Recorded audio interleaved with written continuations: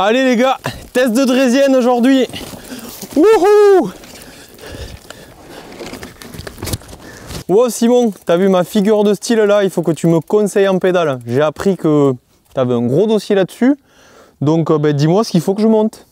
Eh ouais, regarde comme tu vois, ce petit stand là, j'ai toutes les pédales qu'il te faut. Et je vais t'expliquer ça rapidement et tu vas me dire ce que tu préfères. Et oui Anthony, il existe une multitude de pédales. Là tu as un petit échantillon de ce que tu peux trouver sur le marché. Franchement, il y a tous les prix, il y a toutes les couleurs, il y a toutes les tailles. Donc on va voir ça un petit peu plus en détail pour chacun des catégories. Ok, c'est parti. Donc si vous êtes plutôt pédale plate ou pédale auto. Mais Simon, tu nous feras un épisode quand même sur les pédales plates. Ouais, forcément. Ouais, d'abord on va traiter les pédales automatiques et puis on fera les pédales plates. Et surtout, si vous ne savez pas quoi choisir, on a déjà fait un épisode là-dessus. Et ça se passe en dessus. Là-haut. Donc si vous êtes déjà convaincu que pour vous, il vous faut des pédales auto, eh ben, c'est encore pas si simple que ça. Déjà d'avoir fait son choix, c'est pas mal. Maintenant, laquelle est fait pour vous? Franchement, il en existe vraiment une multitude, comme on vous disait. Différents types d'accroches. Entre ça et ça, différentes tailles, vous voyez bien. Alors, pourquoi utiliser celle-là ou plutôt celle-là? On vous dit tout maintenant.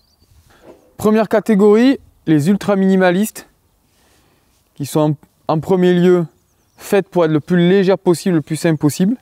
C'est typiquement le type de pédale pour le cross-country compétition. C'est adapté aussi aux chaussures rigides, puisque l'appui va se faire sur une toute petite surface de contact, donc ça marche bien avec des chaussures rigides type semelle en carbone où on va pouvoir mettre les watts. L'autre intérêt aussi, c'est que sur le terrain on peut tout le temps pédaler au maximum puisque l'encombrement avec le terrain est vraiment minime, ce qui est le plus important pour ce type de pratique. Les pédales les plus courantes qu'on retrouve pour la randonnée, où la surface de contact est déjà un peu plus importante.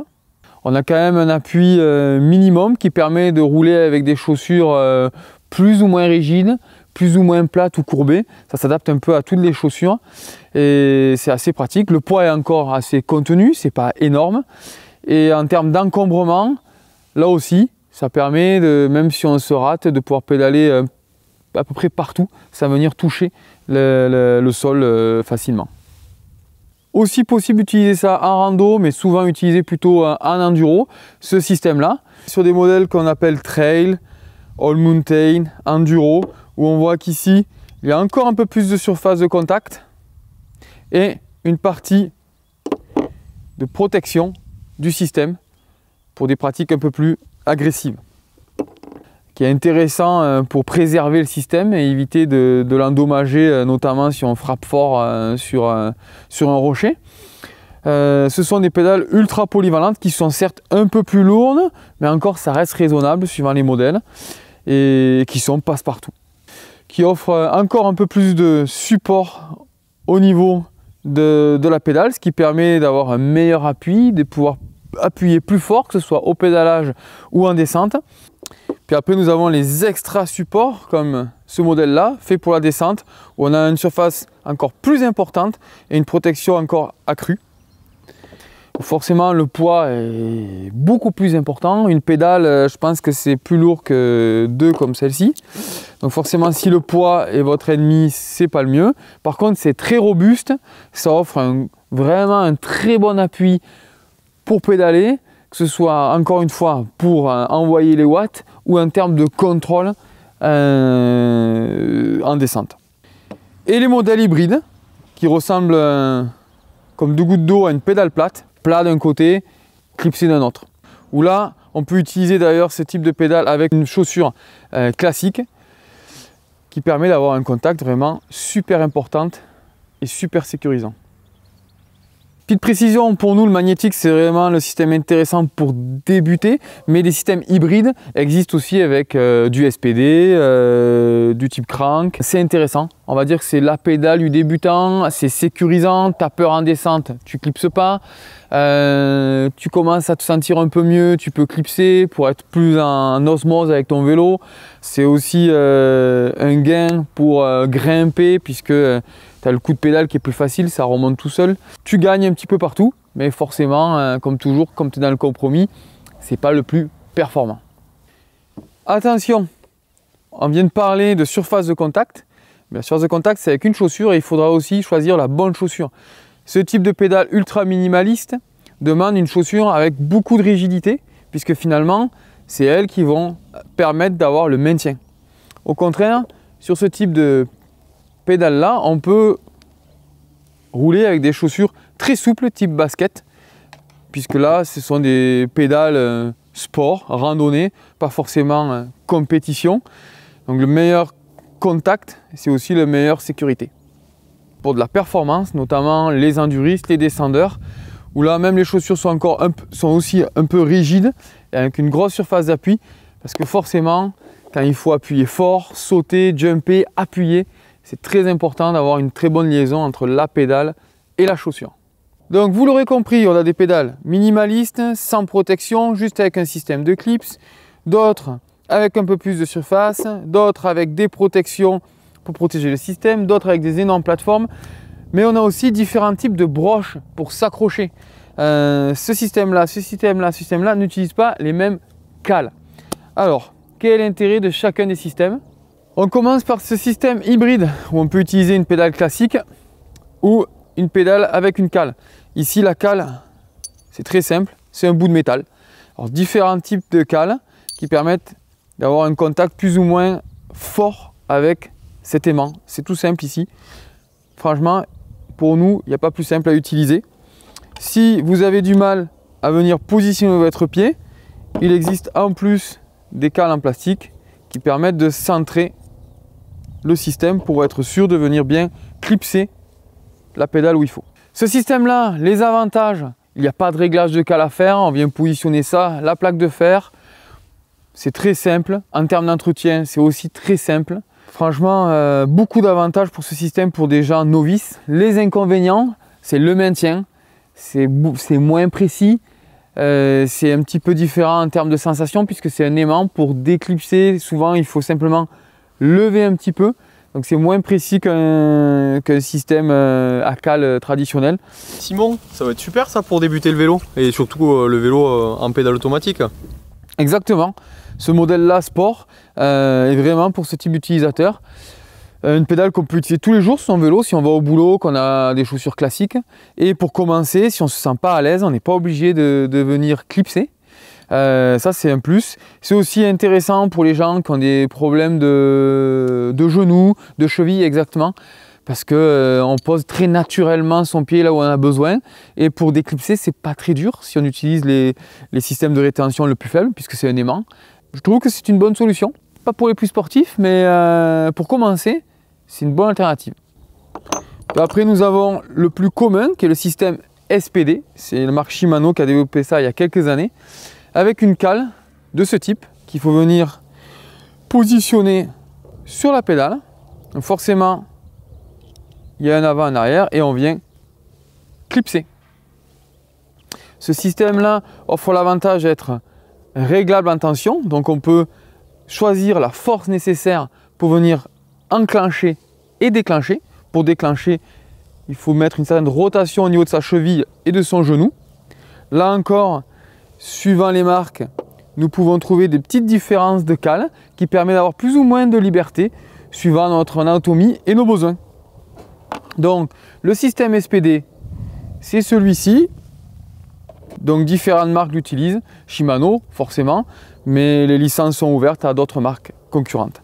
Ce système est intéressant, mais il offre quelques subtilités à l'usage, notamment l'avant vient rentrer ici et offre certaines limitations en termes d'enclenchement.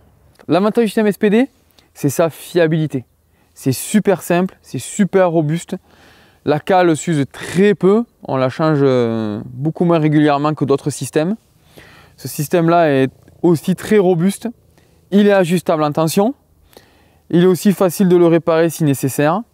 Par contre, les inconvénients sont les restrictions pour enclencher sur l'avant, la fermeté du système. En règle générale, même si on utilise le système tout ouvert, ça reste plus viril que d'autres systèmes. Et l'angulation, qui est parfois moins importante que d'autres systèmes concurrents. Et dernier point, ce système-là, un peu plus fermé que d'autres, et n'est pas aussi idéal dans la boue, puisque quand on vient positionner ici, s'il y a de la boue sur la chaussure, parfois ça peut venir dans cette zone un peu bouchée encore, ça dépend le type de terrain où on roule, mais c'est clair, dans la boue, il y a mieux que ça. Autre système, Crank, Time, ce sont les deux cousins qui offrent des systèmes bien différents du système SPD. Le système pour clipser est beaucoup plus libre. Donc l'avantage, déjà dans la boue, il y a une évacuation qui est bien meilleure, notamment sur ce type de produit. Ici, c'est pas mal non plus, puisque sur l'avant, c'est tout dégagé. Ça, c'est clair que c'est une force. Aussi, la souplesse. Le système est beaucoup plus souple en utilisation, que ce soit pour clipser, engager ou pour déclipser. Il existe aussi une multitude de formes de clips qui permet d'avoir plus ou moins de liberté angulaire. Donc il y en a où il y a 0 pour avoir un maintien très fixe. Et puis, suivant les besoins, on peut aller jusqu'à 10 degrés. La sensation d'être un petit peu comme un pédale plate.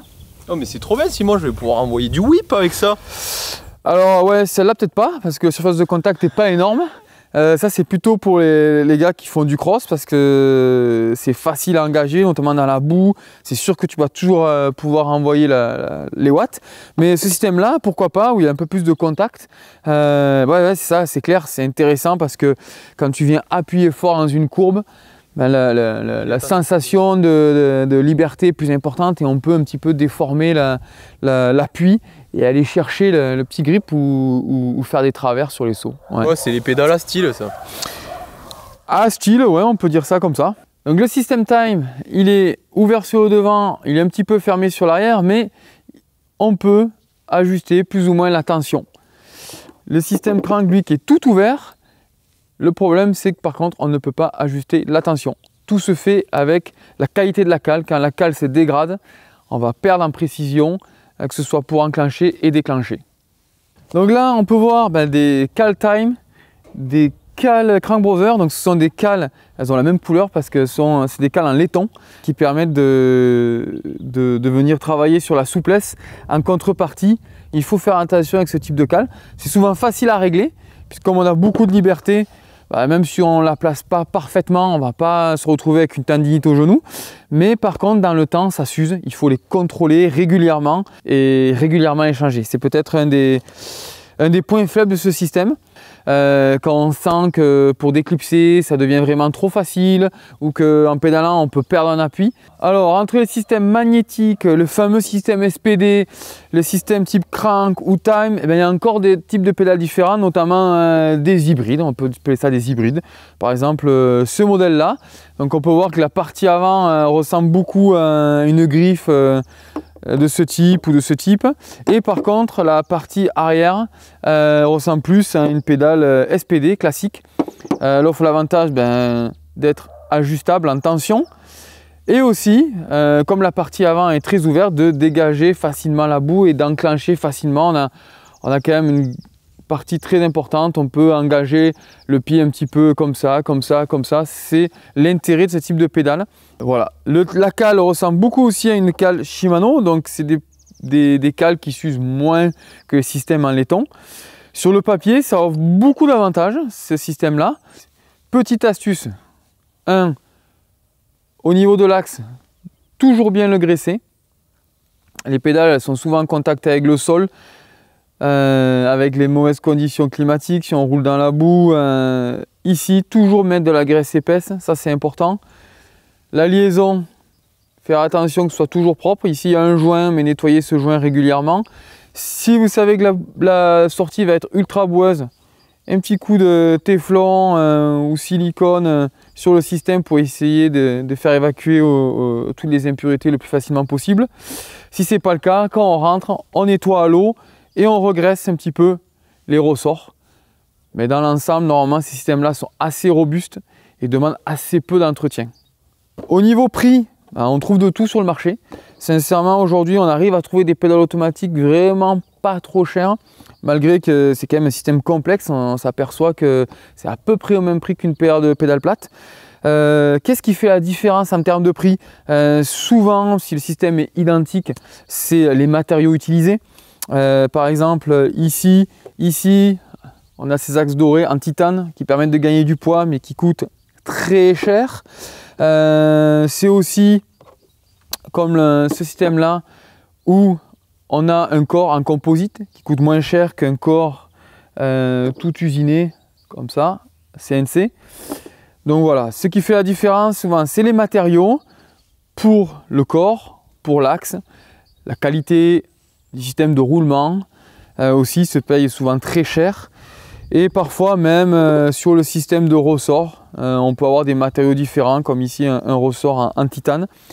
Ce qui fait qu'on peut avoir des prix qui vont, grosso modo, allez, peut-être de 30 à 300 € pour des modèles ultra prestigieux. C'est pour ça que souvent entre l'entrée de gamme et le milieu de gamme, la différence se fait surtout sur la durabilité. Et par contre, entre l'entrée de gamme et le très haut de gamme, plus que la durabilité aussi, c'est la performance, le poids. Le poids se paye cher. C'est ce qui va aussi faire la différence entre de l'entrée de gamme et du très haut de gamme. Bon Simon, si je comprends bien, j'ai un petit peu de pédale pour telle pratique et tel pratiquant. Tu as tout compris. Franchement, c'est ça. Chacun peut trouver son compte suivant comment il veut l'utiliser. Bon, ben c'est parti. Je pense que je vais monter des pédales sur mon vélo. C'est quand même beaucoup plus pratique. Merci Simon pour ce cours. De rien. On se retrouve la semaine prochaine pour une nouvelle vidéo. Dites-nous sur quelle pédale vous roulez. Plate même ou auto, les types, tout ça, on veut tout savoir. Et si vous avez des difficultés, si vous rencontrez des difficultés avec vos pédales, peut-être qu'on peut vous aider et qu'on proposera une vidéo pour en parler. Exactement. Ben, on attend tout en commentaire. Likez, partagez. On n'oublie pas de s'abonner. Ça aide énormément au référencement de la vidéo et ça nous permet de faire plus de vidéos. Donc à bientôt. Allez rouler, allez faire du vélo et ciao ciao. Ciao.